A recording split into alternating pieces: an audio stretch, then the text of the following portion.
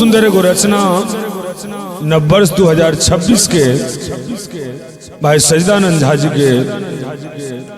मिथिला वर्णन सब मिथिलावासी के लिए सब कलाकार बंधु के लिए समर्पित यो गाबायल छी किछु सुना बायल छी यो करियो हमर अनुशंसा प्रशंसा में गाबो आयल छियो करियो हमर अनुशंसा प्रशंसा में गाबो आयल छियो गाबो आयल छी किछु सुनाबो आयल छी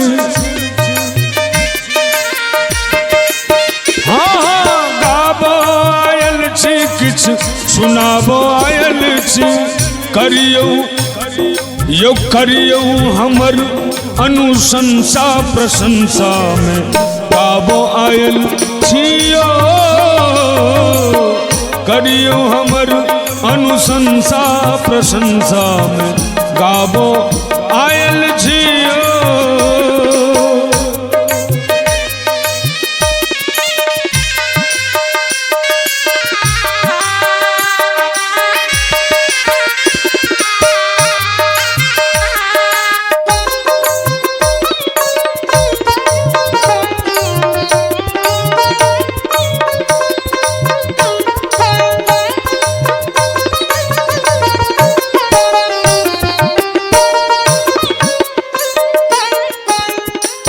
मिथिला में जन्म भेले और मानल गए हैं पूरा ब्रह्मांड में सगरो ब्रह्मांड में मिथिला से नीक धराधाम माटि पानि खान पीन सुंदर मुस्कान दोसर ठाम नहीं पायल गेली है जहि ठामक व्यवहार मधुरे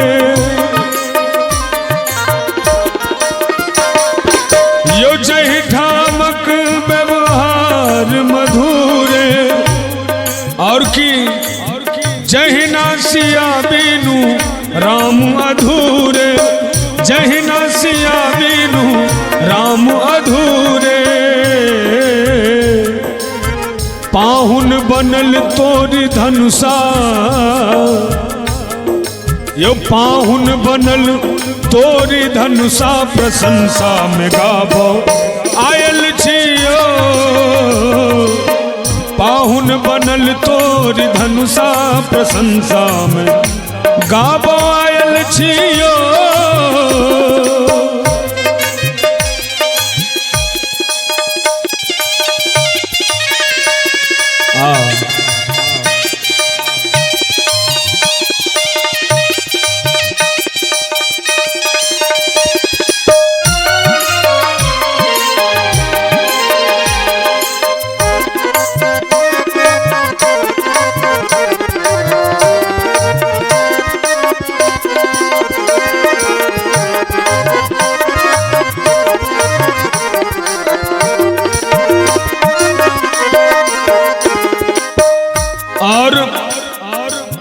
मिथिला के जे हमर वास्तविक मौलिकता है ओके बाद सर्वप्रथम आशीष मंगई छी सर्वप्रथम आशीष मंगई छी संस्कार हमर जे मैथिली बजै छी संस्कार हमर जे मैथिली बजै छी माय जत करैया भनसा माय जत करैया भनसा प्रशंसा में गाबो आयल छियो माय जत करैया भनसा प्रशंसा में गाबो आयल छियो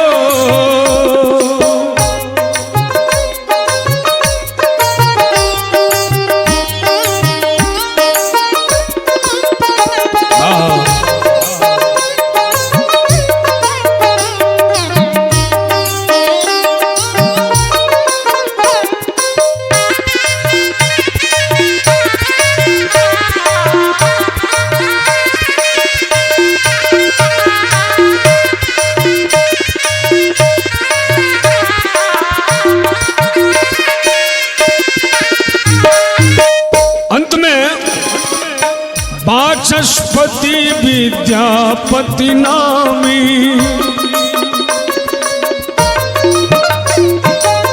एहि मिथिला में अनेकों विद्वान भेला। यो वाचस्पति विद्यापति नामी, सच्चिदानंदक साहित्यिक वाणी, सच्चिदानंदक साहित्यिक वाणी। अरविंदक पूरल मनसा, अरविंदों के पूरल मनसा प्रशंसा में गावो आयल छियो। हयो गावो आयल छी, किछ सुनावो आयल छी। बुझलिए, गावो